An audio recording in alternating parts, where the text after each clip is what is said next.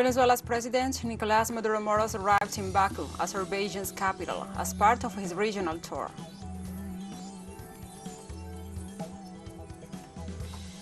On Wednesday, Ecuador experienced its third consecutive day of protests against the government of President Guillermo Lasso.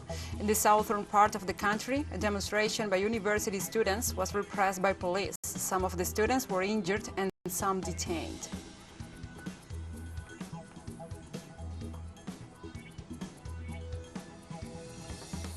Authorities in Burkina Faso confirmed the death toll from an attack by insurgents in Burkina Faso's northern town of Seitenga that has risen to 86 as 7 more bodies have been found.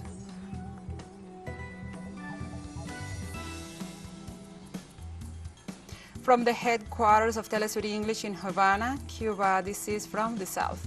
I'm your anchor, Gladys Quesada, and these are the news. Venezuela's President Nicolás Maduro Moros arrived in Baku, Azerbaijan's capital, as part of his Eurasian tour. Azerbaijan is the sixth nation the South American head of state visits. Previously, President Maduro met with the highest authorities of Qatar, Kuwait, Turkey, Iran, and Algeria.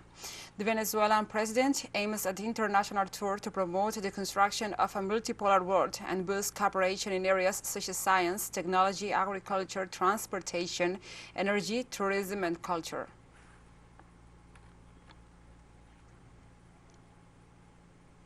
As part of his tour around Eurasian countries, this time in Qatar, the Venezuelan President Nicolás Maduro Moros visited the impressive Lusail Stadium, the venue that will host the most important soccer games of the FIFA World Cup Qatar 2022. This state-of-the-art stadium was designed to be an exquisite representation of the Arab world, with balls and pieces of art typical of the region. During his tour, the largest stadium in Qatar, President Nicolás Maduro visited the facilities that can accommodate more than 80,000 fans. All the spaces of this groundbreaking stadium have air conditioning to guarantee maximum comfort for athletes and the visitors. The Venezuelan head of state also toured the Park Academy, responsible for training high-performance athletes for the most important sports competitions in the world. The visit concluded at the Aspitar Hospital, specializing in orthopedics and sports medicine. This center is considered one of the hospitals with the best treatment for sports-related injuries.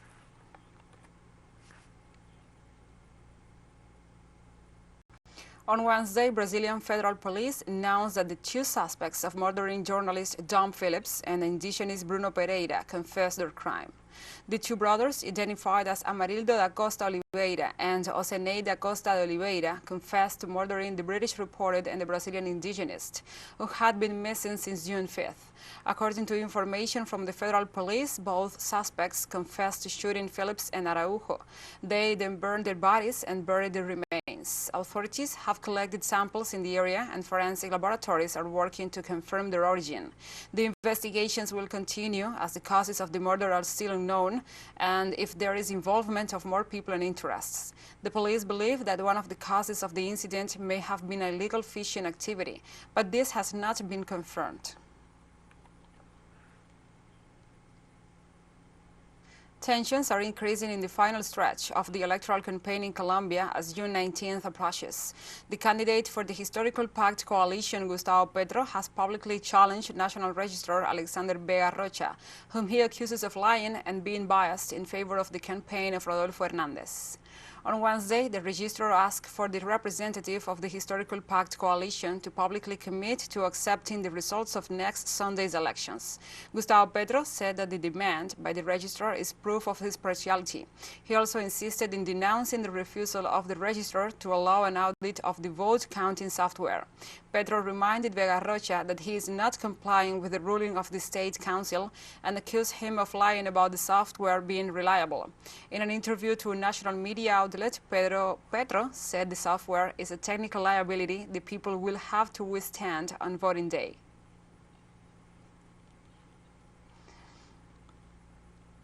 Meanwhile, the 2 candidates to the Colombian presidency, Gustavo Petro for the Historical Pact Coalition and Rodolfo Hernández for the League of Anti-Corruption Governors, reacted to the decision of Bogotá's Superior Court ordering them to hold a presidential debate. Rodolfo Hernández said he will not participate in any debate. vis-a-vis next Sunday, June 19th elections. After a tutelage recourse filed by numerous citizens, the court issued this decision.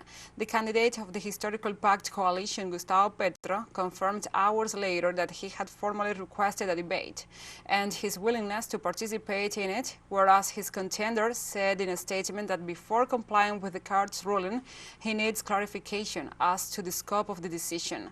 Hernandez has challenged the judges, saying he will not accept with impunity a judge ruling over the autonomy of his will.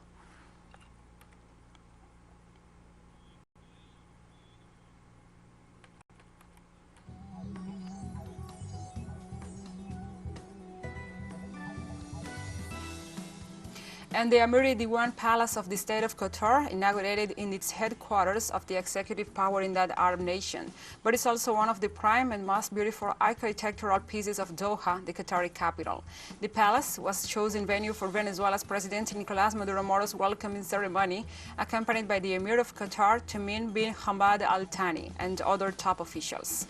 Enjoy images of this event and the Amiri Diwan Palace as we go to a short break.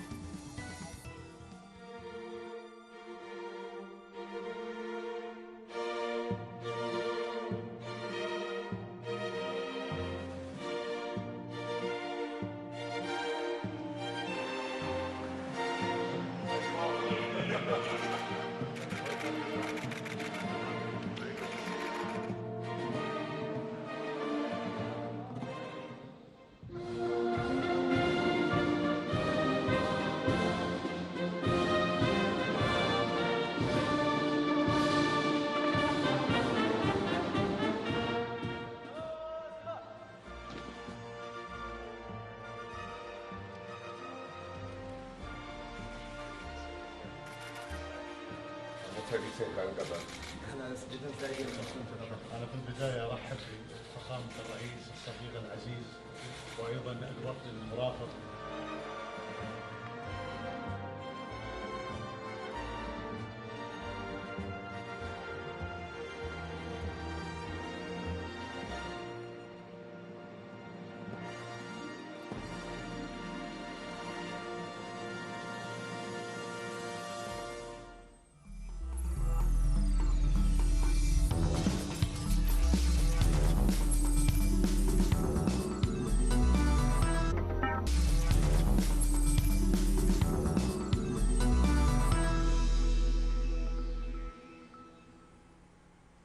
Welcome back to From the South.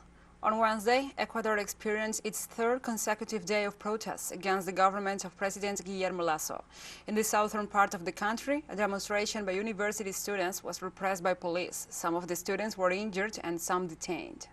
The students of the State University of Cuenca in the province of Azuay gathered in support of the protests staged by the several social, indigenous, union and student groups across the country. A large police group tried to dissolve a demonstration held near the university. Participants at the sit-in was met with tear gas, even inside the campus, where some students sought refuge. Others were cornered in the surrounding areas. University Dean Maria Hermida said the university autonomy was being violated by the police, who injured and detained some of the students. In response, the University Council has called for a demonstration on Thursday.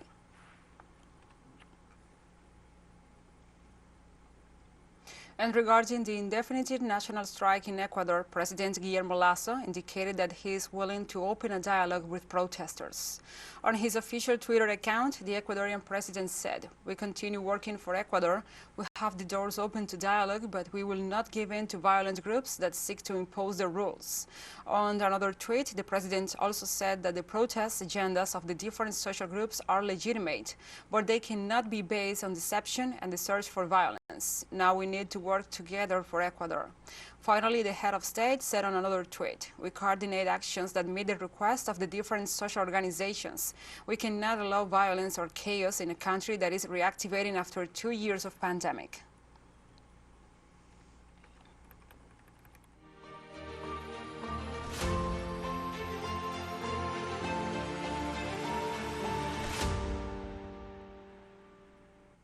Now we address other topics. German Chancellor Olaf Scholz, the French President Emmanuel Macron, and Italian Prime Minister Mario Draghi arrived in Kiev by train to meet with President Volodymyr Zelensky.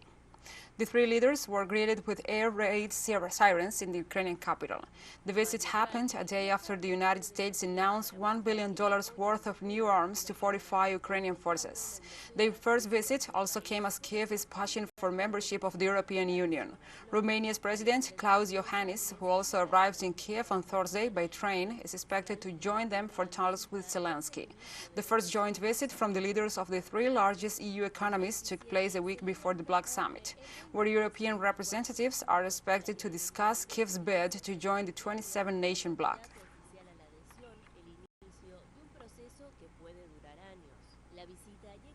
The President of the United States, Joe Biden, assured that inflation remained his top priority after price increases unexpectedly hit a new 40-year high last month, but again sought to blame his biggest political liability on Russia's oil companies and his counterpart Vladimir Putin.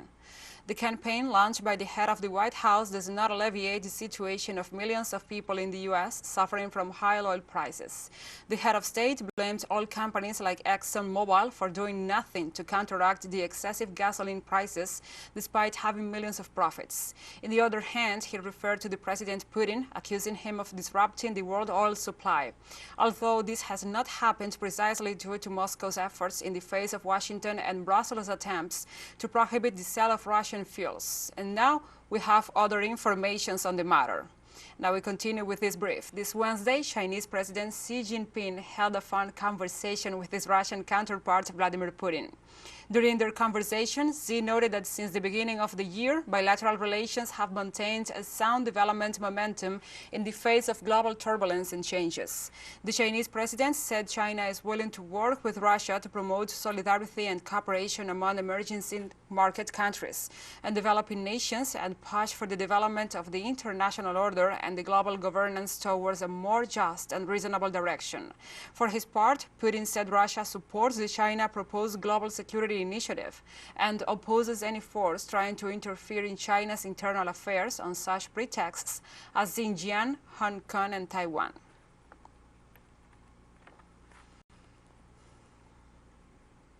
Chinese President Xi Jinping reaffirmed his country's support for Moscow on issues of sovereignty and security in a phone call with his Russian counterpart Vladimir Putin.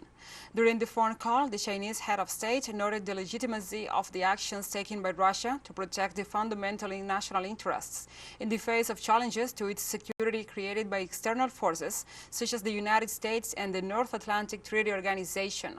Meanwhile, the Russian leader reaffirmed to his Asian counterpart that Moscow strongly opposes attempts by any outside force to interfere in China's internal affairs. Both leaders talked hours after the U.S. expressed concern about China's alignment with Russia, warning nations that side with Putin over his military operation in Ukraine will be on the wrong side of history.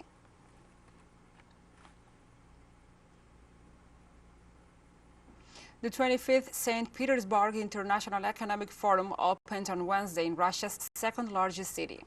Under the theme of New Opportunities in a New World, this year's forum is attended by representatives of more than 90 countries and regions, according to the forum's organizers. The participants will discuss issues regarding the global and Russian economies, digitalization, and information security. While addressing the forum's plenary session, Russian President Vladimir Putin will assess the current global situation and outline the future direction of the country's economic development. Since 1997, the forum has become a leading global platform for the business community to discuss critical economic issues facing Russia, emerging markets, and the world.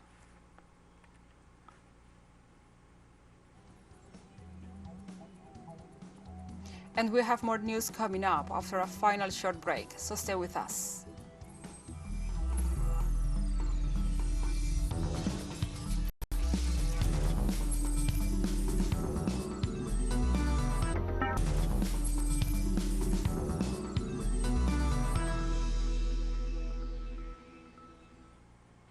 Welcome back to From the South. Authorities in Burkina Faso confirmed the death toll from an attack by insurgents in Burkina Faso's northern town of Seitenga that has risen to 86 as 7 more bodies have been found. The massacre at the village of Seitenga is the second worst in the history of Burkina's insurgency, which started in 2015 when jihadists launched cross-border raids from Mali. Attacks mainly by groups affiliated with Al-Qaeda and the Islamic State group have since claimed thousands of lives, while nearly 2 million have fled their homes. The previous toll in the Seitenga attack stood at 79. Meanwhile, Togo's National Civil Protection Agency reported that more than 600 people from Burkina fled to the northern part of the country in search of safety.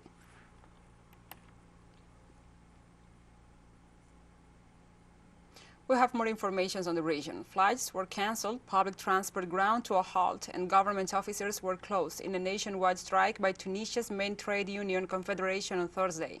That put pressure on President Kais Saied, already facing a string of crises. The powerful General Labor Union Confederation had called on up to 3 million public sector workers to strike, halting work at nearly 159 state agencies and public companies to demand concessions on salaries and threaten reforms.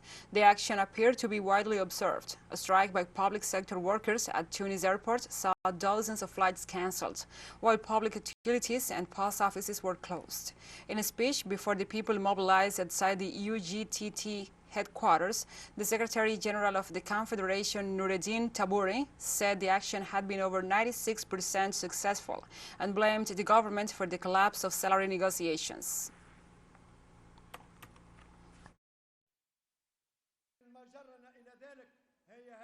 What brought us to this situation is this government. If we have come to this point, it is because this is a stubborn government which sow discords and spreads false information. The program that was presented to the IMF for economic reforms is what we should be presented to the people, and not the nice titles.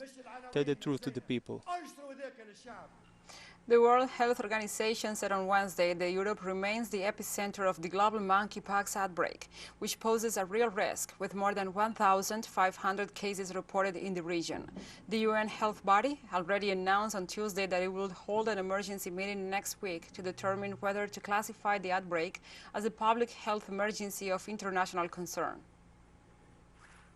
Center of this escalating outbreak, with 25 countries reporting more than 1,500 cases, or 85% of the global total. The magnitude of this outbreak poses a real risk. The longer the virus circulates, the more it will extend its reach, and the stronger the disease's foothold will get in non-endemic countries. TeleSUR expands its signal with new satellite parameters. Since more than ever, the world connects to us and our stories are being heard in other farther away nations. These parameters are in place since June 1st in Latin America and the Caribbean, both in English and in Spanish, and quite soon further changes will be implemented for the signals in Europe, the Middle East, and Africa. This new multi-platform will continue providing truthful content to oppose the hegemonic media's narrative and our faithfulness to our audience.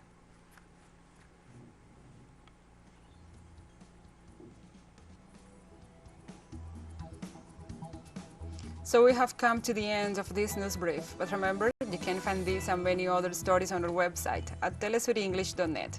And also, if you feel so inclined, please join us on social media for all the latest news. We are on Facebook, Twitter, Instagram, and Telegram. For TeleSUR English, I'm Gladys Quesada. Thank you for watching.